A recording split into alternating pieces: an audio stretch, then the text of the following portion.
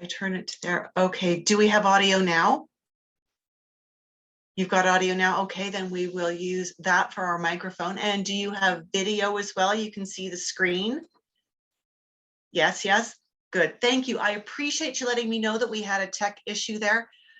Yeah, sometimes cameras and tech, well, sometimes we don't get along very well, right? So there we go. But we've got it all together now, so that's good. All right, thank you.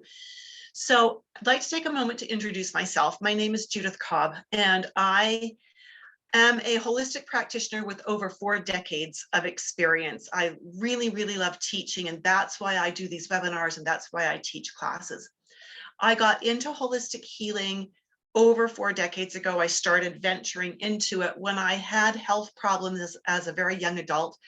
The doctors didn't seem to be able to give me any answers. They just kept wanting to do more and more tests. And along the process, they were not telling me if they were ruling anything out or narrowing down the possibilities. That was very frustrating for me as a very headstrong young adult. So I had the opportunity, I met a young man who was gorgeous and funny and sweet and kind and smart, and he knew a little bit about holistic health. And so he started teaching me what he knew about iridology and herbology and nutrition and reflexology. And we fell in love and we got married, and I ran with it. I just grabbed everything he taught me and I ran with it. And I started looking for books and reference materials and courses and anything I could get my hands on to learn more. And that was how I got started in this industry. I realized looking back that I'd actually been interested in health since my teen years. I tried to get my parents to, eat whole grain bread instead of white bread, and to be physically active instead of being a little bit more sedentary. And I tried to influence them in ways that I thought were better. But of course, I was the youngest, so what did I know? At any rate, that was the earliest route that set me up to meet my husband, to learn what he could teach me, and to catapult me forward all these decades. Over the many years that I've been in this industry, I've written many books, and I've self-published them and distributed them. They are all out of print currently. They included Pregnancy Naturally, the Herbal Birth Kit Handbook, Healthy Kids Naturally, The Essential Guide to Nature Sunshine Products, Biokinesiology and Color Therapy Level 1 and 2, and the textbook that I now use for my Iridology program, which is Confident Nutritionist Dynamic Iridology Textbook. For just about every one of those books, I've also created courses. And most of those courses have been temporarily retired. They may be resurfacing, and the books may be due for a rewrite in the next few years to get those out into the world again. As we go through this, a little bit more on credentials here. I am I don't hate it when you get those brain gaps.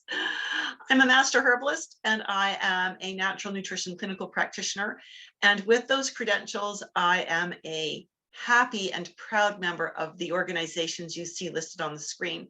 Now, the one that we just saw, which I should have spoken about for just a moment, let me just pull it back up here. This one. I am a certified iridology instructor with the International Iridology Practitioners Association. And I haven't updated these badges on this slide. Oh my goodness, bad me. I am one of only 3 certified level 3 instructors in the world right now. That is a new level that was added in this past July. We did the coursework, we did the studying, and then I passed the exams. And so this should all read levels 1, 2, and 3. But I'm only one of 3 level 3 certified instructors. At the end of our time today, I will take just a moment to introduce you to the Dynamic Iridology Assessment System course. This is the only live, online, fully mentored course for nutritionists, herbalists, and naturopaths who want to streamline their clinical work without sacrificing client care. I find that way too many holistic practitioners spend a lot of their own time when they're not with their clients and when they're not being paid, creating programs for their clients. And so what I teach in iridology, in the Dynamic Iridology Assessment System, is not just how to do iridology, but how to integrate it into your client work so that you can create your client programs while you are in your paid time with your clients. I would love to know how many of you that are with me right now are actually seeing clients. How many of you work as herbalists or nutritionists or aromatherapists and you're seeing clients? If you are currently seeing clients, if you're a practitioner, just put clients in the chat so that I know who I'm talking to. And I will then from there assume that the rest of you are not quite to that level yet, but you're on your way. So again, the goal of the Iridology, Dynamic Iridology program is to teach you how to use constitutional iridology confidently so you can easily integrate it with what you already know about nutrition and herbology to create doable programs for your clients in their paid sessions. I'm also going to invite you, if you are looking for or contemplating taking an iridology course, I invite you to connect with me. Let's have a Zoom call. Use the link that you see on your screen, tinyurl.com/iridology-insight. Let's have a conversation to see where you're at, to see what you're looking for, to see what you want to accomplish with iridology. And let's see if the dynamic iridology program is a good fit for you. Maybe it's not a good fit right now, but it might be in a few months. We'll talk about it and see where you're at and see if, when and if we can work together. All right, are you ready to learn a little iridology now? If you are, give me the word eyes in the comments box.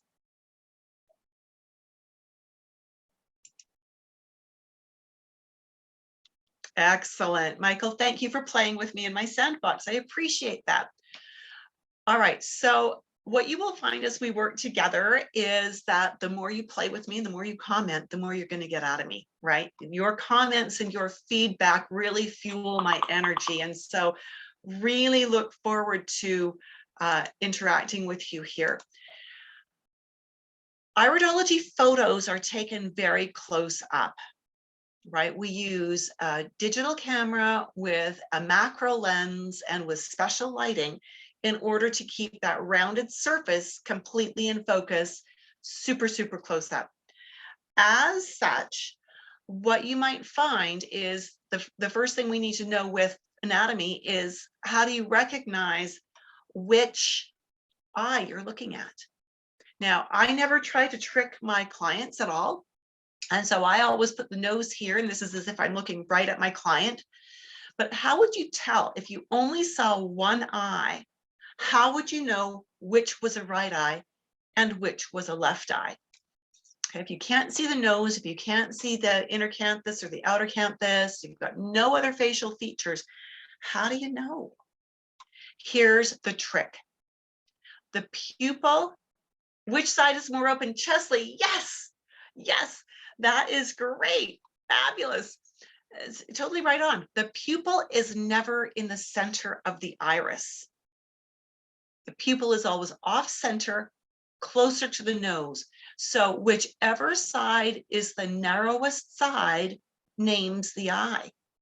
So if the narrow side is to the right of the pupil, it's a right eye. If the narrow side is to the left of the pupil, it's a left eye. Now that is really important when we get to mapping with iridology because of the way the maps are set up. If you've got your rights and your lefts reversed, you're going to have some stuff that's accurate, but some critical pieces that are not accurate. So we absolutely have to always know, is it a right eye or a left eye? As we look at general eye anatomy, let's review all of the anatomy and double check what we know and what we need for iridology and what we don't need for iridology, okay? So the eyeball is actually the largest nerve receptor in your body, and it is connected to your brain via the optic nerve. The eye itself has two chambers, two fluid-filled chambers, one in the back, which is the posterior chamber, and one in the front, which is the anterior chamber. These two chambers are separated by the lens and the muscular layer that we know as the iris. And this layer of the lens and the iris is held in place by ligaments, okay, and by muscles. And so we want to just be aware that that is the division between the anterior and the posterior chambers in the eye. When we're talking about the pupil, which is right here, it is actually a hole. It is an opening in the muscle fibers that make up the iris. So the iris is donut shaped and it's got a donut hole right in the middle as well. The entire eyeball is encased in a tough membrane, and that membrane is made up of two parts. The part that is white, that we call the white of the eye, is the sclera.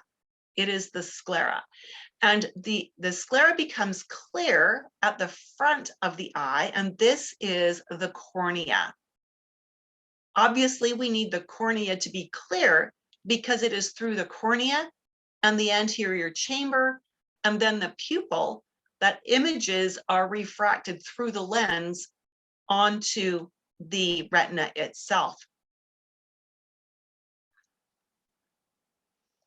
The optic nerve exits out of the back of the eyeball, and it splits into two nerve pathways. And that those pathways actually do some interesting things. One pathway on each side goes straight back, but the other pathway crosses over. And where it crosses over is called the optic chiasm. It is the fact that we have a pathway that goes straight back and a pathway that crosses over that gives us 3D vision, right? We need to have both eyes with two pathways, one pathway going straight back and one pathway crossing over to give us 3D vision. It's interesting, my mother is completely blind in one eye from an accident she had as a child, and she has had to learn to accommodate for depth perception, right? Because with one eye, your depth perception is not accurate if you're only using one eye. What we want to do now is we're flipping this image onto its side because I want to look at a different drawing that will be just this part of the iris. I'm just going to look at a cutaway of one side of the iris. So this is just giving you an orientation to what we are going to be seeing next. This is that one side of the iris. So the pupil is sitting right over here. And for those of you on Instagram, pupil is right over here. This is the part of the iris that is facing out to the world. This is the back side of the iris that is facing into the posterior chamber. So this is the layer that faces into the anterior chamber. And notice that it's actually called, that top layer is called the anterior border layer. This is the one that faces back into the posterior chamber, and it is called the posterior epithelium. This frontmost layer, the anterior border layer, is the layer that holds the pigment. So when we are talking about a blue eye, that is an eye that has very little pigment in this layer. When we are talking about a true brown eye, we have a lot of pigment in this layer. Now, that's going to be very, very important in just a moment. When we have an eye that is what we would call a biliary eye or a mixed eye, it actually has some elements of a blue eye and some elements of a brown eye. We have some pigment in this layer. So we've got the blue eye that has the very least amount of pigment. Then we have the mixed eye that has some pigment. And then we have the true brown eye that has very, very dense pigment. When we are looking at the eye, we are actually going to be very concerned about this layer in the middle here.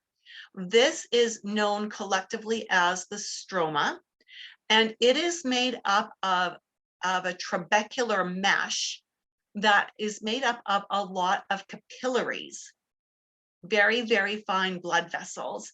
And we also have different muscle fibers in this layer, and we've got different nerve fibers and nerve tissues in the stroma, but the bulk of the stroma is made up of the trabecular network, and that is made up of capillaries.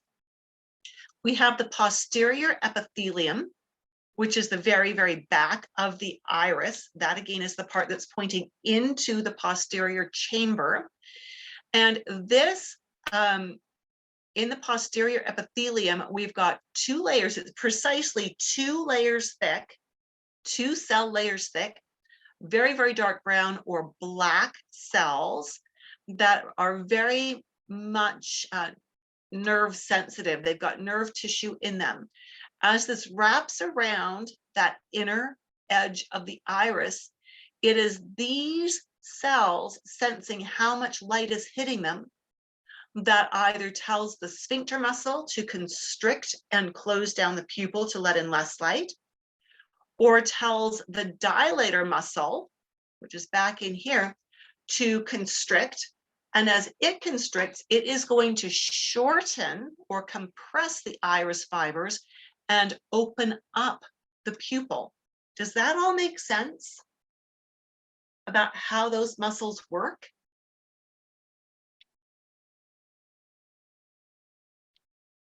Yes. Oh, Michael. Well, it would make sense to you, Michael. I know Michael's background and it would make sense. And this is good. This is good. I'm hoping that makes sense for everybody as well. And Chesley, yes, thank you. That is great. I'm glad that it's making sense.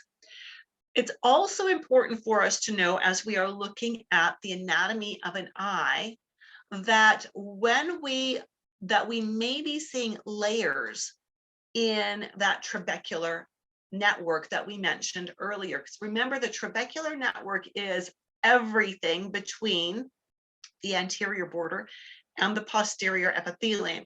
Now, it's not like a half an inch thick or an inch thick, right? Your iris is not that thick, but it does have layers in it. And as we look at this, what we see is all of these little threads or fibers in the eye.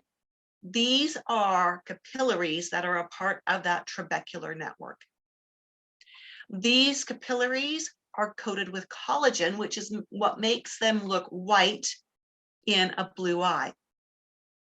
Can you see on this blue eye that's in the upper right-hand corner of your screen that sometimes the fibers are very separated, creating a gap? Can you see that? And can you see that we can see these fibers here in that gap? These fibers that are in the gap are not that surface layer of fiber, they're down a layer. So we're looking at layers in the eye. I want you to imagine you're hiking. I don't know if you've ever been on a glacier, or if you've been in the mountains and you've actually looked down into a crevasse, one of those deep, deep cracks that goes down either into a glacier or into a rock formation. And you know that as you go, the further down you go, the more shaded it is until it's black, right?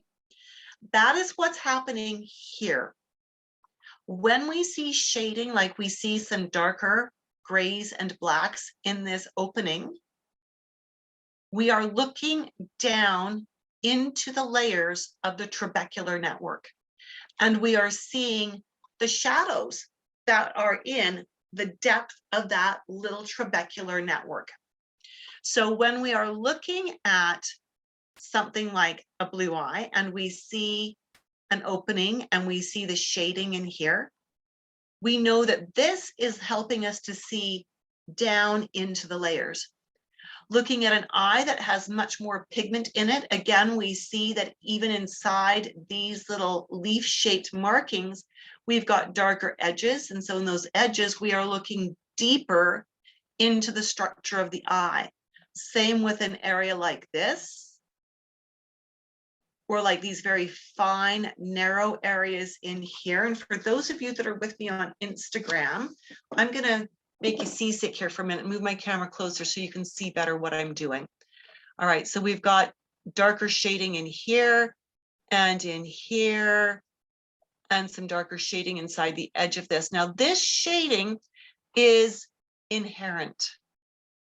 This is what your parents gave you. They gave you these shapes that you see in the eye. They gave you the way the fibers are sitting in the eye. There's absolutely nothing you are going to do with diet, with supplements, with I don't know what, to actually change how the fibers are sitting in your eye. Your base eye color is also a gift your parents gave you. It is genetic. You are not going to change the basic color of your eye.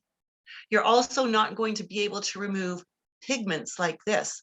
This is a genetic gift. These are all genetic gifts from your parents that give us information about your body and about how it works. Chavez on Instagram is asking, is it a good thing to have spaces that are open? It's neither good nor bad. It's information that tells us where your genetic strengths and weaknesses are. When we correlate those strengths and weaknesses to your symptoms, we are then able to help you modify your diet and your lifestyle to help your body function at its optimal best. That will not change the structure or the colors we see in your eye. It will simply help you reach your health potential. Does that help, Chavez?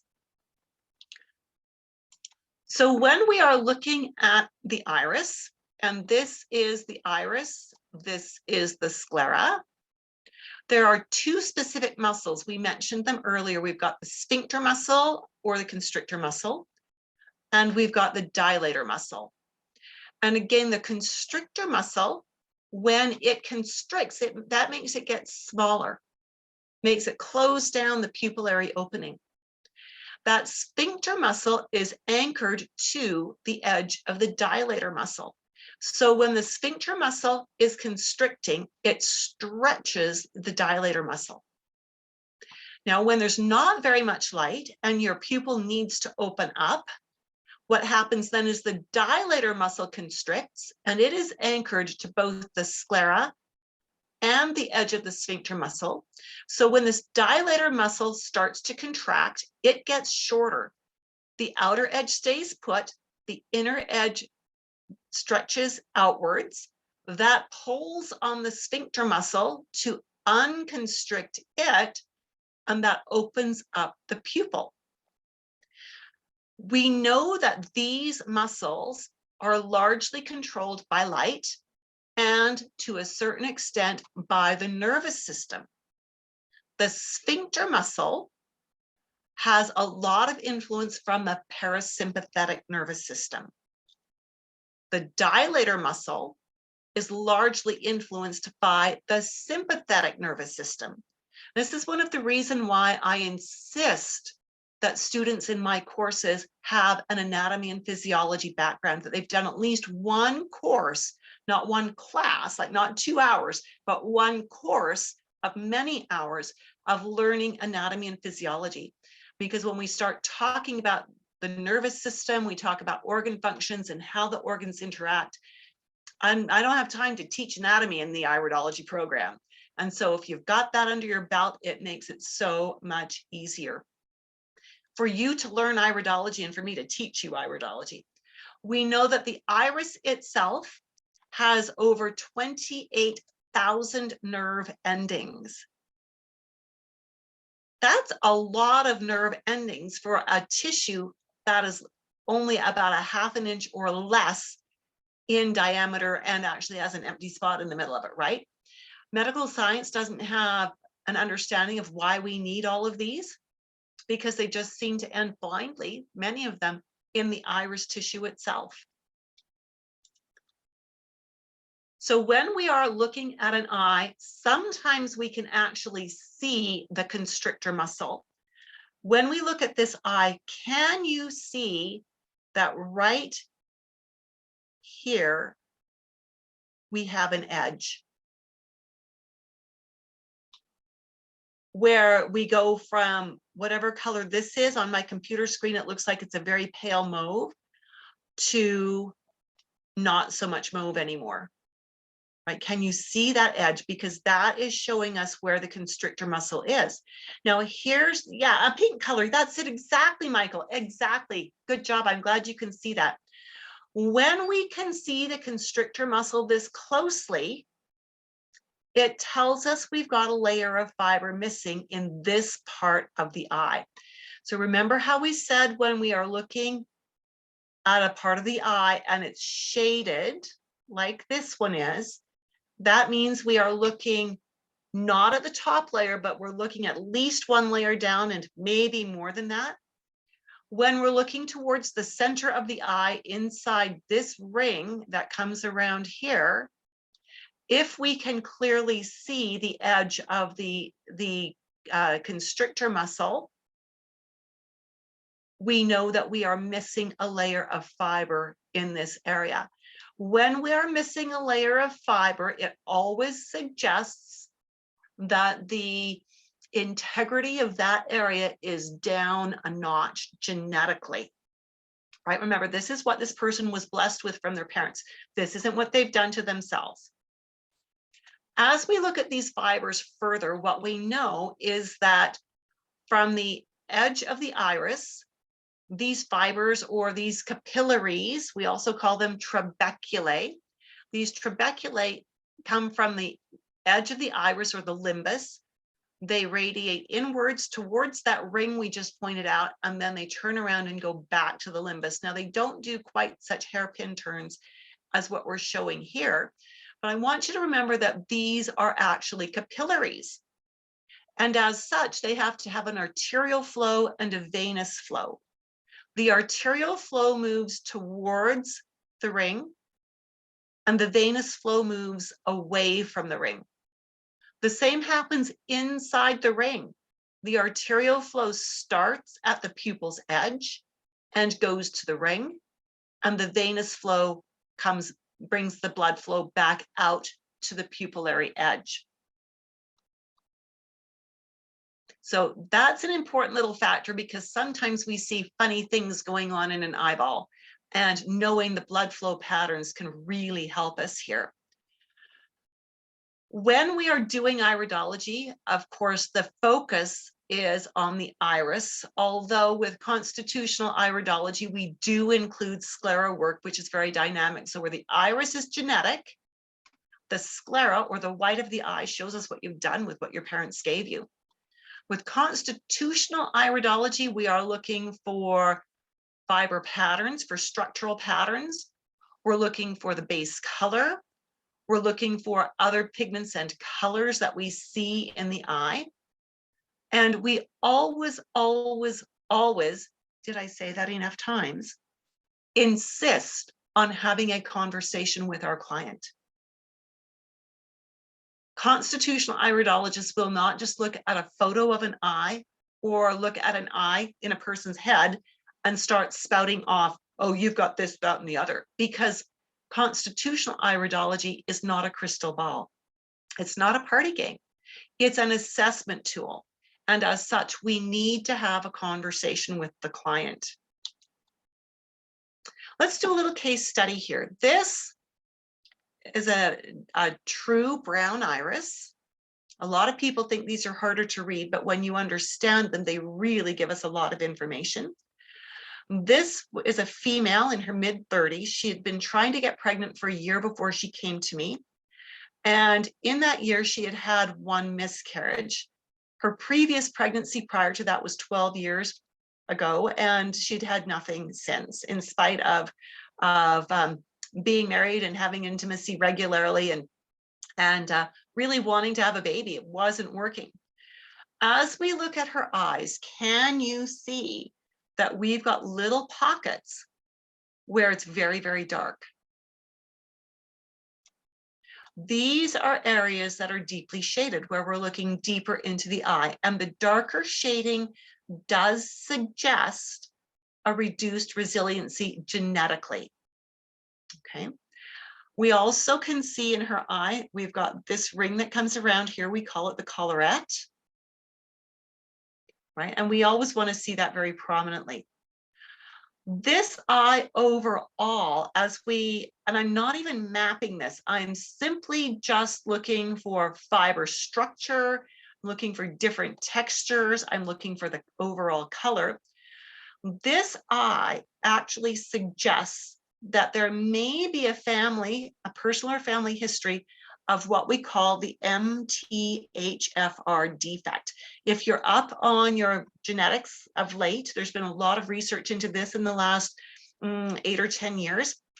And what the MTHFR defect is it's a liver enzyme deficiency that prevents the body from properly methylating B vitamins.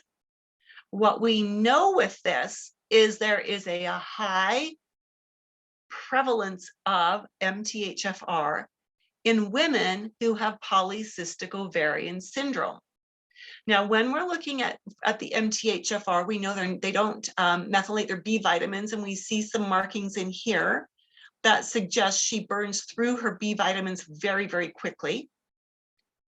And if she doesn't methylate her B vitamins, she can't use them. And the unmethylated vitamins can build up and become toxic. Okay, and some people that are taking unmethylated B vitamins where they should be taking methylates, they can end up with some really serious mental health imbalances and physical health imbalances as well. We also notice in here, and it doesn't show up well on Instagram, for which I apologize, there is a little bit of cloudiness in this area of her eye, which suggests that her liver likely has an enzyme insufficiency that is messing with her ability to handle her carbohydrates. So I specifically asked this client if she was craving sugars. She said, well, she had cleaned up her diet recently and that really helped. So I asked her if she had ever been tested for polycystic ovarian syndrome. And she said, yes, they've diagnosed her with that, which of course I deduced from what I saw in her eye. And it's not a guarantee. I saw things and I know enough about female hormones and PCOS to know when the signs are probably pointing that way. I asked her about her insulin levels, and she said she was insulin resistant, which is a very common comorbidity, if you will, with PCOS. And I asked her about her lipid panel, her cholesterol and triglycerides, and they were elevated, which is what I totally expected to see with the markings that I see in this eye. Now, knowing all of that, we were able to help her rebalance her diet. She had done a good job of cleaning up a lot of it, but there were still a few things there that were going to be very irritating to the insulin resistance. And she needed to be on a methylated B vitamin. We got her on a methylated prenatal vitamin, got her diet cleaned up, and about 4 months later, she conceived. So that was a very happy day. Notice what I did not do. I did not focus on every single mark I see in her eye. The beauty of constitutional iridology is when you understand the constitutions, and we learn 3 base constitutions and 11 sub-constitutional types. When we understand that, and when we understand other markings and how they interplay with the constitution, and when we understand anatomy and physiology, we can from there understand the body without pretending we're medical doctors dissecting the body into little tiny itty bitty pieces. So, knowing what I've just shared with you, I have an invitation for you. Do you want to learn more about iridology? You want to learn more specifically about constitutional iridology? If you do, give me a big fat yes. Chesley, yes, awesome, love it. Anybody else going to give me a yes vote on this? And Michael, yes, amazing. Anybody else? What about my Instagram friends? Anybody there want to learn more? And my Facebook friends, here's the invitation. The invitation is to connect with me to talk about the dynamic iridology assessment system. If you would like to learn how to do a meaningful iris assessment and program creation just as quickly as you saw me do just now, then reach out to me. All right. And The reason this is important, there's a couple of reasons. Number one, if you are currently a practitioner and it's taking you hours to do an iris assessment, you're splitting too many hairs and you're getting into things that are actually not going to be helpful for your client. Number two, if it's taking you more than about 10 to 15 minutes to do an iris assessment and another 10 minutes to teach your client about what they need to know right now, you are giving your client too much information. When we overload our clients, what happens? They get overwhelmed, they get frustrated, and they quit. Now, when they quit, what happens? They don't come back to see you, and they don't get results. And they likely start saying things like, yeah, she knows her stuff, but she, the program she gave me was not doable. I just couldn't do it. Go find somebody else. Chesley says they get lost. Yes, they get lost. The flip side is if they decide to hold on, they suck up a lot of your time with you having to go back and coach and hold their hand, and most of the time do it for free to keep them on track. When you learn how to do a decent, solid iridology assessment and learn how to create their program right in the session, you can spend an hour with that client. The first 15 minutes is getting to know them. Then the next 15 minutes is doing the iris assessment. The next 10 to 15 minutes is making sure they're very clear on what they're going to do. And the final 15 minutes is just making sure they're feeling comfortable. What happens then? They feel like they've been heard. They feel like they can do this. And they know you understand that making health changes, dietary changes, and taking supplements can be difficult, and you are making it manageable for them. When they have accomplished that program for the next 4 to 6 weeks, they want to come back. They want to find out what is the next step, and they want to continue working with you for probably 5 or 6 appointments. And by then, what has happened is they are well on their way. They're going to go off and do their thing for a few years. And as they get older, something else is going to come up. And what will they do then? They're going to remember the care you took to guide them through the process step by step, how successful they were, and they're going to call you back. How do I know this? Because I have clients that have been doing that exact thing for 4 decades. I have clients who were some of my very first clients who are still coming back. I now have 3rd generation clients, because when I started 4 decades ago, those women were having babies, and now their babies are having babies, right? And so I now have 3rd generation clients coming in because I took the time to use Iridology to build programs that they could be successful with. Does that sound like something you would like to have in your practice? Would you like to have clients that keep coming back, that love you so much that they tell their friends about you, that they advertise for you? I think it's so cool when someone says, I heard about you from so-and-so, and that's someone I haven't seen in 4 or 5 years. Because I know that when that happens, that person that sent them to me was pleased with the work we did. And Chesley's saying she's got some that clients she's had for 30 years. Amazing, amazing. So in the Dynamic Iridology Assessment System for Health Professionals course, I'm going to spend just a couple seconds here that I'm going to reiterate how you can reach out to me. It is 20 2-hour live long webinar classes that are recorded for playback on demand. It includes live group mentoring twice each month. So you've got your classes, and then if you're wanting extra support and extra practice, we have 2 extra hours of mentoring every month that are included with your program, and that even after you finish your course, you don't get kicked out of this. You can keep coming back for as long as you want. We have a student and alumni MeWe group. We've moved our social media group over to MeWe. I was finding Facebook was censoring too much of what I was saying.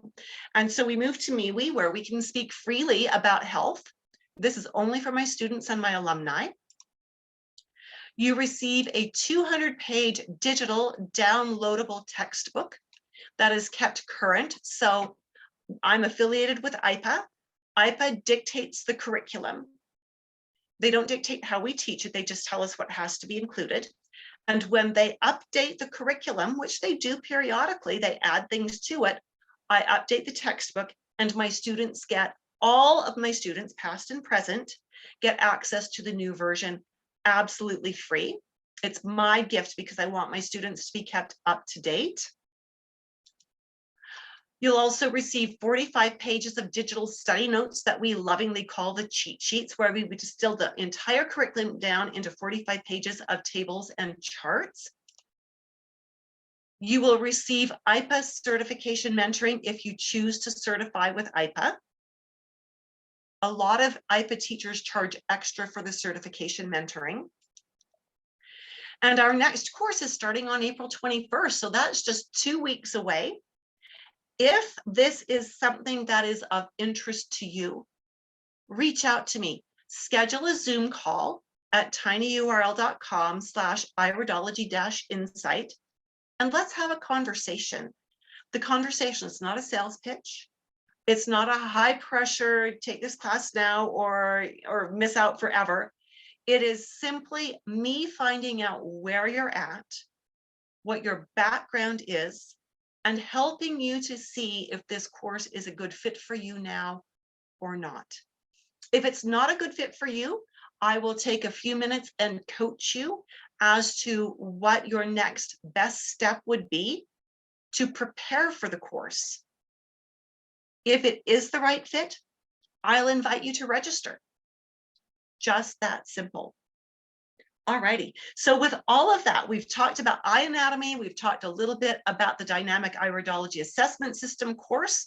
Any questions? I've loved that my webinar people have been interacting with me there, and that we've had comments from Instagram as well. Thank you so much for that. Any other questions or comments you'd like to make? We'll give it just a few seconds. I hope you're going to move into having a beautiful, wonderful day. We've got some magnificent sunshine here. I'm going to go spend an hour or two in my garden getting it ready for summer, because we're not quite to summer where I live. Almost. Another few weeks and we'll be there. And Chesley says, thank you very much for your time and education. My pleasure, Chesley. I hope to see you online more than this. And with that, my friends, I think we will wrap it up for today. If you're looking forward to booking a call, I look forward to meeting you in that call. Michael says it was great talking. And yeah, we did have a call the other day. It was good to meet you on the call, Michael. Thank you for that time that you spent with me there. I look forward to having you in the course really soon. And Chavez is saying thank you. She loved this. You are most welcome. And with that, my friends, have a fabulous day. We'll talk to you soon. Bye for now.